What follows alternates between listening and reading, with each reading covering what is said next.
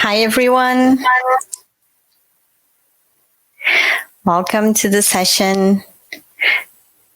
And we have a great pleasure to introduce Dr. Bonny McClain, who is here for our diversity plenary session. What are you measuring when you analyze race?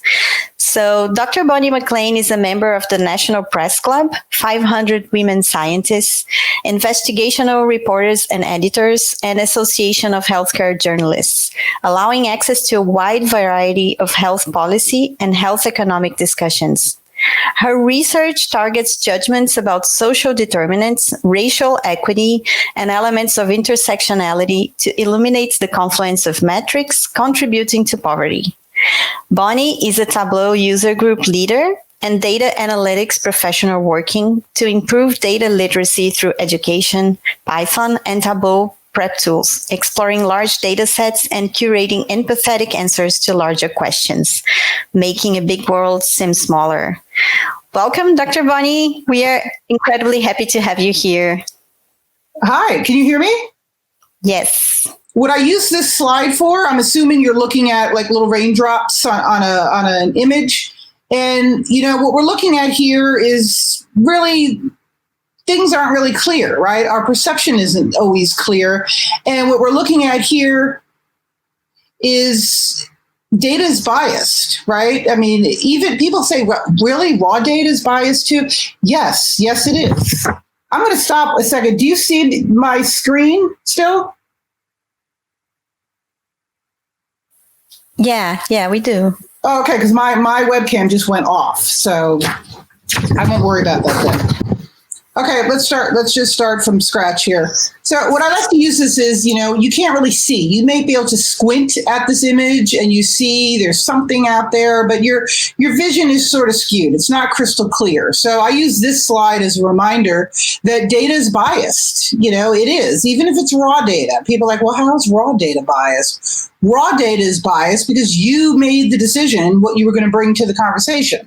You chose this data set instead of that data set. So what we're going to do today is basically I took my 4-hour workshop and crammed it into 30 minutes.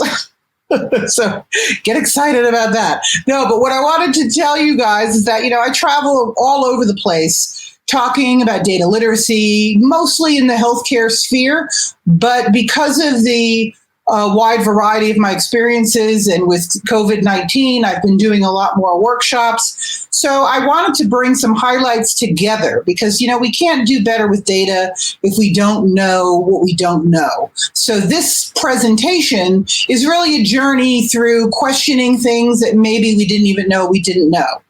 So we want to start with, like, what questions can we actually ask of data? And, you know, this one was sent to me, and I just, you know, given the time that we live in, you know, I thought it was kind of amusing because being a brown woman that works in data analytics, especially in medicine and clinical medicine, you know, I tend to have a different perspective. I mean, that's what intersectionality is all about.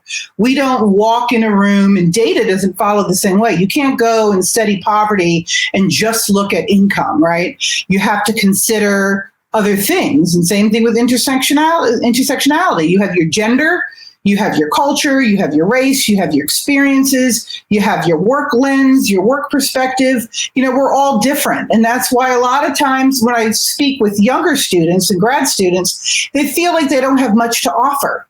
You know, they kind of panic that they're not able to bring a lot to the table. But just the mere fact that you show up and want to be part of the discussion, that is something really important to add.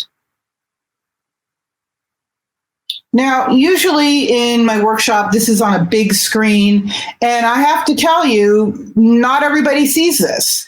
So usually I don't know I can't do any raise hands or anything like that, but stare at this and think about it. And when you see, if anyone sees what's here, you know, say that you see it. But here's the problem. We're not used to seeing when I tell you what this image is, you're going to be like, well, yeah, duh, no kidding. So what you're looking at here is actually a cow. Let me take you back there in case you didn't see it. So you can kind of, now it's clearly a cow. And what I like to use this to demonstrate is, once we start seeing images that look a certain way, maybe we work in poverty, maybe we with poverty data, maybe we're healthcare, maybe we're a different industry altogether, or science, climate change. We start looking at graphics and we think we see what we see and we move on. But here's the trick. Once you see it, you can't unsee it. So that's also a bias that you might think, and it's funny, I see all these guesses coming in, a footprint on the moon. I didn't see it either. It's a cow. And the funny thing is that, this is what I do for a living. And the person sitting next to me, when I first saw this, when I was in the audience, they're like, Bonnie, you don't see what that is? I'm like, no, it looked like some kind of aerial image of cornfields or something like that. But now that you can tell, it's clearly a cow, and you can never unsee it. You're always going to look at that image and you're going to say cow. So think about that as we continue through about biases that you might bring into a data conversation. Now, this is what I do. So I just wanted to give you a little glimpse, because we're really going to be just touching on a bunch of different things that, are normally dealt with over, 2 to 4 hours. So I wanted to show you where you go back and get like a deeper dive if any of this is really resonating with you. Like over here, identifying bias. I work a lot with bias and algorithms. So that's kind of very interesting, how we don't think about like the algorithms we use in hospital data, in EMR data, all of that data. There's a lot of algorithms that have a bias built into it. And this is free. So if you scoot over to my website, you're able to look at this all for free. This is a little bit about the different things that I do. I work as a research methodologist, developing surveys. I'm a Tableau user group leader, so I do a lot of work in data visualization. And I like to talk about what I do after I kind of show you a little bit about what we're going to be doing, because then people can relax. They're not thinking like, oh, this is going to be, a 4 hour, or 30-minute Python deep dive. No, I use all of these as tools, and I kind of share that with you.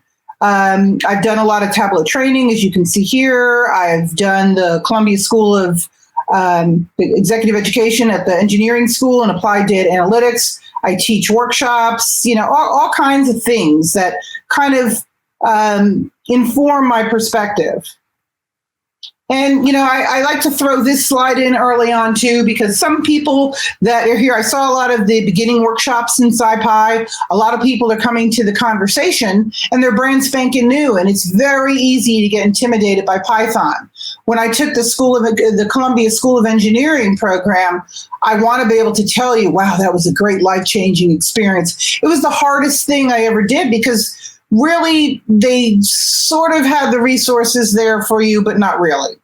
So you really had to jump in and, figure it all out. And what really got me calmed down to be able to do and get through it at a high level was, I thought, if I was with a client and they had this complicated problem, I would say to myself, maybe there's a different way to do it. And I had to have that mindset when I was doing the, going through this course, because it's really hard.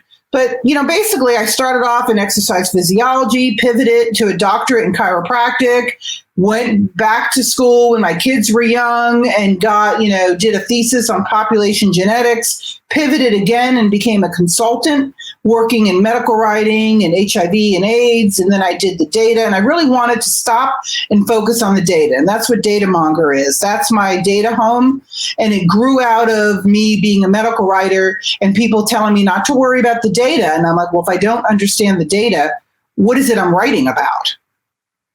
So, here I return to art, because when people look at art, they're much more comfortable than if I show a complicated graphic from the New York Times. People start like shifting in their seats. And if I, in the beginning, I used to just call on someone, hey, what would you title this graph? Or I'd say, hey, I left the title of these axes off. What do you think they are? And people would just not have a good time. When you show people art, they're like, oh, art, am I right? Nobody gets that stuff, right? So, I like this slide here specifically.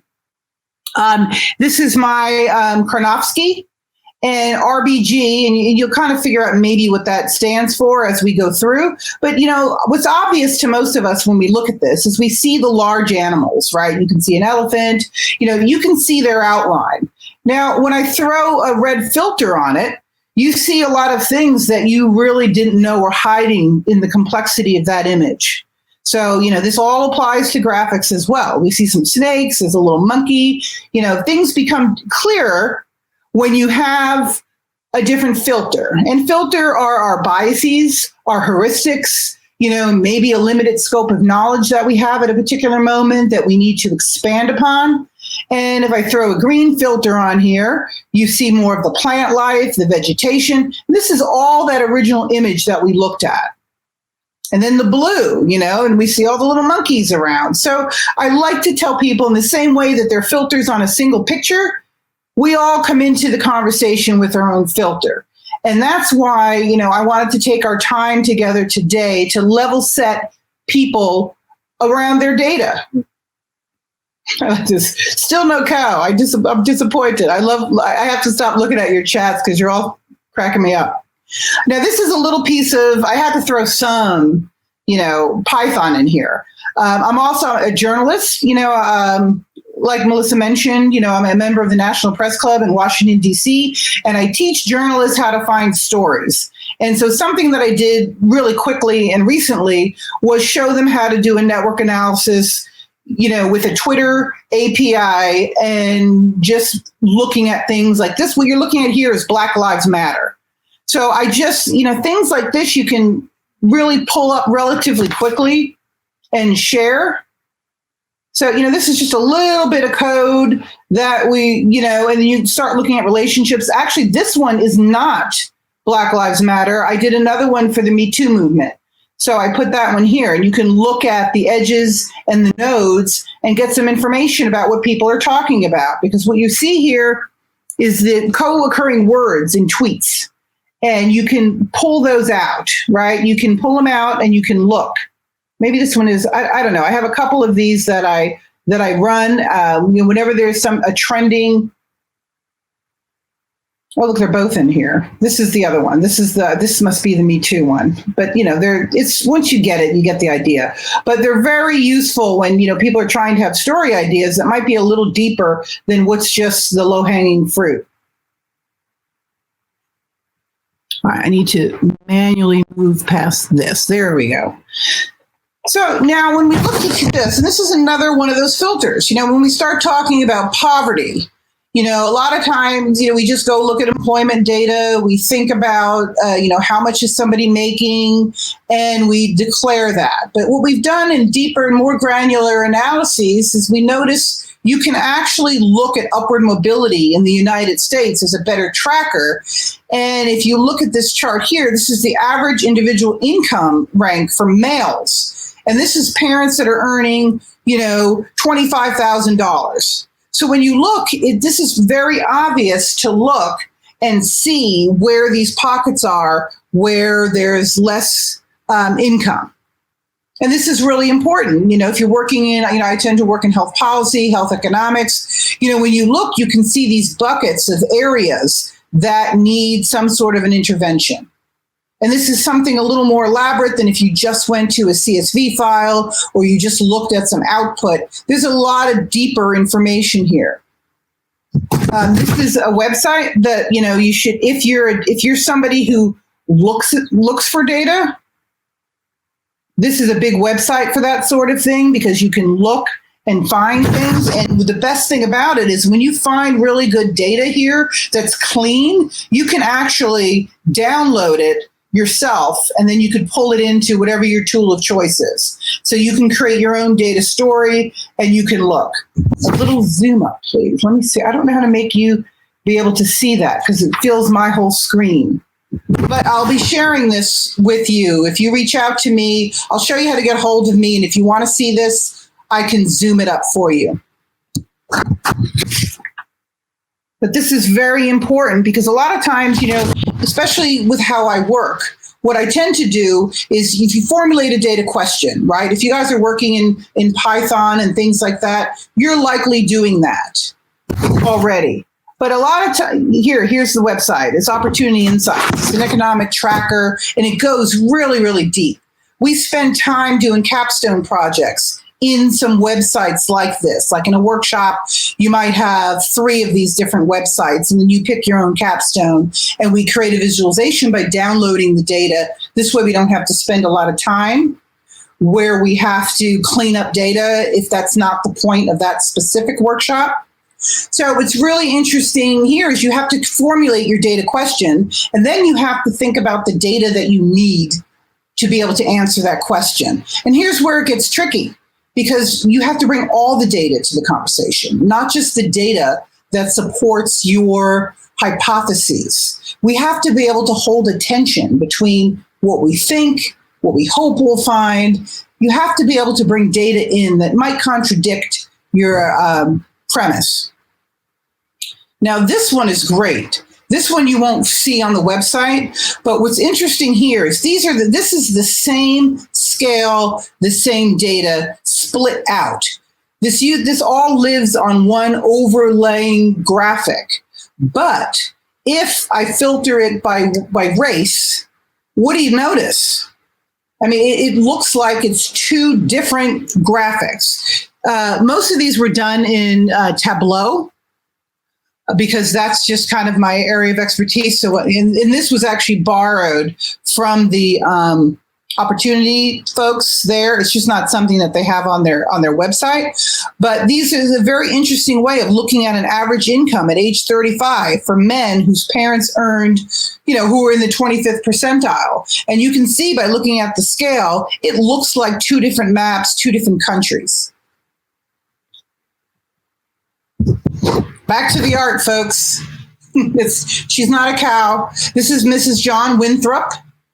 This is a very important painting. And if we were all together in the same room, what I usually say is, can you tell me what you noticed? 3 things you noticed, just objective things, nothing like, hey, look, there's a cheeky grin. We don't do things like that. We're looking for, a lot of people notice the blue and white ribbon on her dress, the blue sateen finish. She's got pearls around her neck, the pretty bonnet with the little peppermint candy little ribbons on the top. She's holding 2 nectarines. There's a ring, and they just kind of run through all of these things. And it's really important that you have strong skills of observation.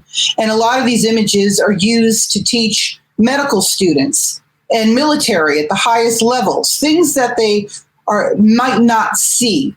And what's missing here, what most people, and I've never heard anyone say it, maybe this would have been the day if we were all together, is the mahogany table.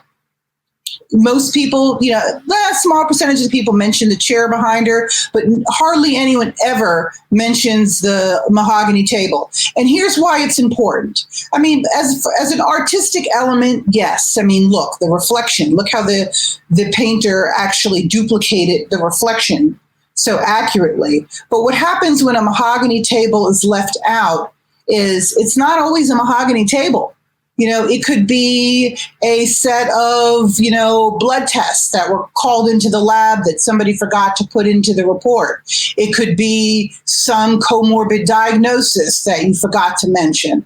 It could be representative of the pertinent negative, the thing that you have to say that you didn't see to prove that you didn't see it. That's why if you've ever gone to, when you go to the physician, they have to say no rails, clear to auscultation. They have to go through all of these things that aren't part of your complaint or even part of your diagnosis. It's a matter of saying that you saw it and it wasn't relevant. So what you want to know as a data analyst, data scientist, you want to make sure you're not dragging around any mahogany tables, things that you really should enter in the conversation, but you're not. Maybe it's an angle around diversity. Maybe it's something around gender. Maybe it's something around race. There's just lots of different ways to cut data and look at data that could shift perspectives, right? It could introduce a filter. So, this usually is a presentation in and of itself with this title. What are you measuring when you measure race? In fact, I think I'm speaking at one of the statistical conferences where it's waiter, there's a bias in my data, as a play on a fly in my soup. And we're talking about this. But let me show you what you're looking at here. So when you look on the left where you see the orange, what I did is I took census data and I color coded it. And I sliced it on geography, right? So what you're looking at here is, so when I say to you, people give me race data all the time, these little buckets of where you check a box, black, white, Asian. And I always ask, what do you want me to do with this? Because it's a really poor biological proxy for anything. And it's really a social construct. So what are we measuring and what do you want me to do with it? And to prove that point, when I say, okay, here's a cohort and I'm going to divide it by race, and these patients, people, participants are Black. Well, look where they live. I mean, it's a heterogeneous bucket. There's more interperson variability than there is, difference between races. So when you say race, it's not something homogeneous. And I think we all know that. And if you look on the right, the gray, those are the category of white people. So genetically, if you're going to argue that, well, I want to look for things that show up, you could see why that's a mishmash and it's not really giving you the information that you might think you're getting. And, I use this one when I'm looking at what am I supposed to be looking at demonstration. These are las Meninas. And what that means is it's lady in waiting.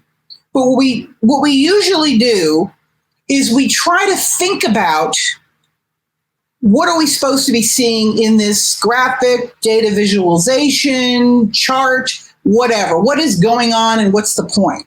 I mean, a lot of times we do look at some of these fancy pants dashboards and visualizations, and they're moving around and they're animated and colors are flashing and things are turning on and off. But you have to take a step back and say, what am I looking at? And I usually use this piece of art, Las Meninas, to explain to people that what you see here, Las Meninas is ladies in waiting. That's the little girl in the poofy white dress and the ladies attending to her. But there's a lot going on. Like, who invited the nun in the back right corner? Why is she there? What is she contributing? There's a dog there. There's a little boy in the foreground putting his leg on the dog. There's the painter. The painter is actually the painter of the painting. Self-portrait buried in there as well. There's some dude escaping out the back door. Well, who's he? What does he mean? And then you look and you see the portrait. Those people, it's the painter painting them. Like, when I look at perspective, I feel like I might be standing. I may be that couple. And he's painting me, and my reflection is now in there. So you can see when you start moving around through different perspectives, you might not know exactly what the point is of a graphic. And I use this as a skill development for people to understand that. And I also use that as segue into when we get, the high level headline about jobs report, unemployment is down, unemployment's up, all of these certain things. But you have to go granular, because what you can see here and what I'm showing you in the green, yes, this is employment change by industry from last December, seasonally adjusted. There's a lot of industry that is doing really well, going strong. But you know what? What's going on in the red? These are the industries that aren't doing so well. So you can have the private sector driving unemployment to look like nothing's going on. But if you don't go granular and look and see who's actually feeling the pinch, or how we're looking at data, if you don't go granular enough, you're not getting enough of the data. So just a quick pause before we hit the last few slides. This is the inquiry model. So when you're looking at a situation, when I say situation, it could be a graphic, a data visualization. You might be building it yourself. What do I know? So and this always helped me in Calc 3. I always started with what do I know? And it didn't take long to figure out, not a whole heck of a lot, but it just brought your mind focused in on what you're looking at and where you focus. And then you think about, what don't I know? So when I'm looking at a portrait or a picture and I see people leaving and coming into the frame, what don't I know? Who's missing? What questions do you have? And if you wanted more information, what would that look like? That's kind of the little linchpin of, hey, I need more information here. I need more data. Either I find the data and bring it into the conversation, or maybe I need to reformulate my data question. And, usually I'd go through this with you, but I want to save time for a few questions. IPUMS is a really good place to look for our census data. And it's going to, with the diennial being this year, it's going to be very robust. But what's also in here is, if you click on here, they've been sending out these population surveys. So that's really interesting to measure people through the COVID crisis. So it's very current information, very demographic, very household level. And I recommend, if that's an interest of yours, let me know. And I can share some videos that I've done on that already. This is very interesting, and I'll give you the joke so we can move on. But basically, I use this. What do you say when something's missing? How do you verbalize that? How do you work in your work environment and address that something's missing? How do you do that? And because when I ask somebody, I usually have somebody pretend they're on a phone and tell somebody what they're looking at.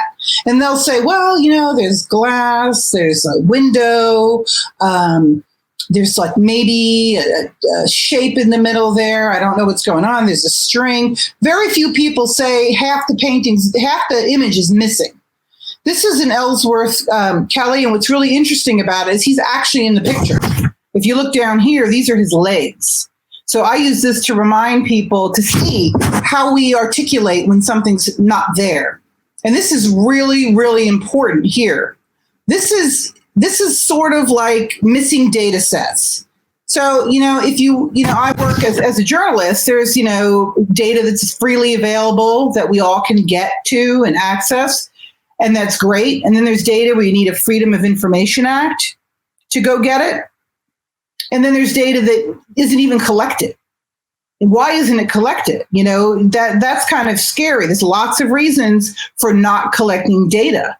And that's part of that missing piece of glass in that other image. What data is not here? And this was from an artist who did all these installations talking about specifically about data that nobody's bothering to collect. And I think I have a close-up of that. So you can look in here. They don't collect data on VPN users. They don't collect data on, quantifiable effects of corruption. You can look through here. There's a lot of things. They don't collect demographic data on Broadway performers, which, would probably come in handy now that everyone's out of work, right? So there's just a whole bunch of data that's not even bothered to be collected. And she shines a light on the kind of data we don't even know. And I wanted to this last data set here is so freely available and it is so full of information, and you can get a lot of data right up to 2019. It's the World Bank. I wouldn't, without, I was doing a project and I just fell onto this. But what's really interesting is you can cut this. There's gender, there's race, there's country. There's so many different rich measures that we have access to within this database. I mean, you can look already at poverty. You can do this by country. You're looking at drinking water, electricity. There's so much data in here, and you can output it. You can download it, pull it into Python or whatever you want to use to look at your data, and there's just a lot more you can do.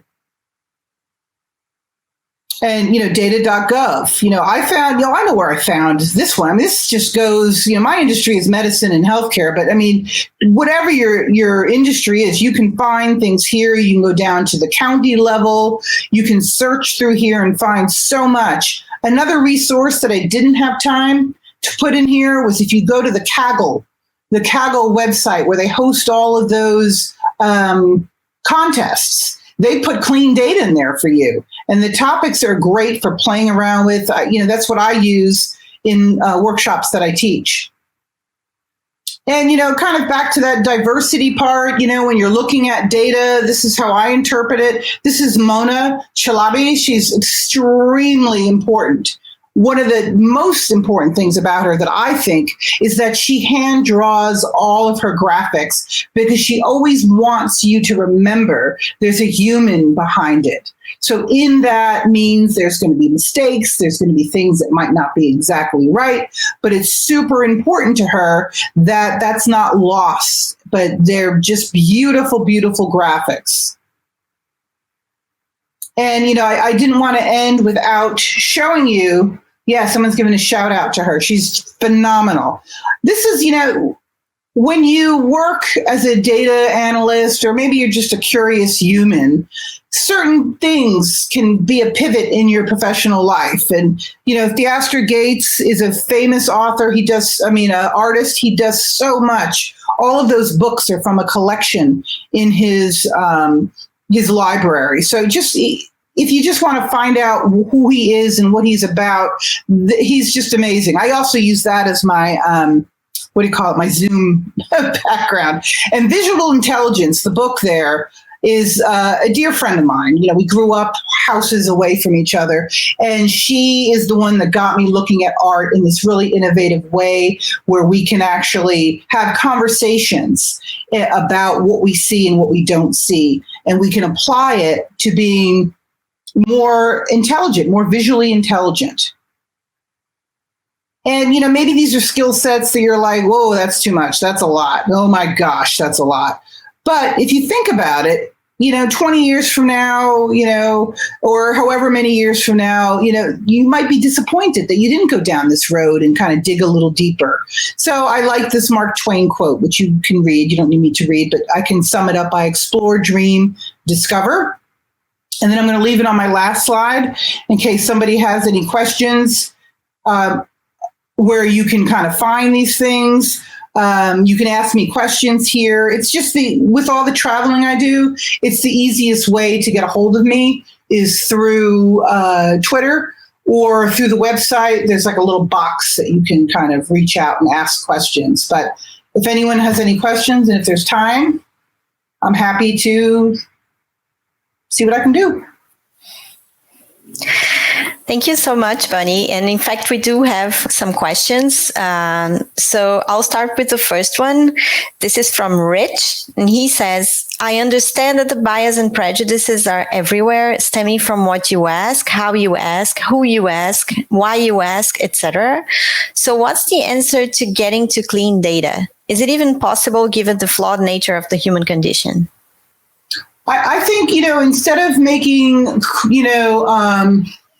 clean data your goal, make transparency your goal. Like this is what I know. This is what I don't know. Here's how the data was collected. Here are the variables I chose for my analysis. Here's the one I didn't choose, and here's why. You just have to have that data dictionary or that conversation, or include it in what your discussions, your report might be. I do a lot of work with manuscript development, setting up data models. And it's very important when people say, well, I don't really we don't need to bring that into it. I'm like, well, you might. So, having those conversations and understanding what the motivation might be to leave a data set out or to maybe make the question a little differently. And it's okay not to answer every question in the world, with one data set, one question, one report. But you see what I'm seeing here, that you're not evil if you didn't include something. Now, if you masked it and weren't really upfront with that, deletion or insertion or whatever, that's where I believe the problem is. Thank you for that. I think that makes a lot of sense. We have another question from Ed Rogers. As we build tools to fight systemic racism and bias against underrepresented groups, can you talk about how we should handle the trade-off between disproportionate treatment versus disproportionate impact? For example, when is it appropriate to make intentional efforts to discriminate for good? But, what are we discriminating against? I mean, the whole part that I see is that, if you look at the human genome, there is only one race. And I know that sounds kind of like, let's grab hands and sing Kumbaya. But I mean, it's true. If we're really trying to be analytical and figure stuff out and look in cohorts and divide data up, we have to accept certain truths and question ourselves. I mean, whenever I ask somebody, when I sit down at a table for a data meeting, and not even just around race, but when it's like, well, why are you collecting the data and why are you collecting it this way? I'm not trying to be cheeky. I need to understand. I need to know what those assumptions are that were pulled into the model or the algorithm so that I can either address them or call them out or show the limitation of it. So, we just need to bring more groups to the table. There's a whole big data set that I was looking at that was showing a map. And there was all this, these missing data. When you looked at certain populations, say according to race, there was a lot of robust data. And then you look and there's just very sparse data around other races because it's very hard to collect. That should not be a reason to ignore it or to add discrimination into, our data discussions. So if you mean something different about discrimination, call that out, but I'm not really sure beyond what I said what the question can address or what my response can address. Yeah, so I think maybe, so if Ed wants to clarify in the chat or maybe comment on the question, maybe you can come back to that later. I'll just go to the next one. I think we have time for another question, which is what resources would you recommend to help an organization to better understand data literacy? Ooh. See, that I'll tell you a quick true story, and then I'll tell you what I've been doing. So, just picture this, I don't know how many years ago I finished up my applied analytics and the phone was ringing and I'm like, this is great. And you sit down and you ask them, okay, what's the data question? And then you hear crickets. Nobody knows what you're talking about. Like, wait, so what do we want the data to do? People are out trying to be the Texas sharpshooter. I don't know if you remember that fallacy, but it's like where there's the image they usually show is like a king with a bow and arrow or a gun, and he's just like shooting at a target, and there's like a little scribe creating circles around the clusters, like, oh, this is good, look at you. And that's what many people do with big data, right? They're just feeding into the system and they're looking for patterns and they're saying, see, I told you. And that's not how data works. So, having said that, when I start with data literacy, I don't assume that anybody knows anything.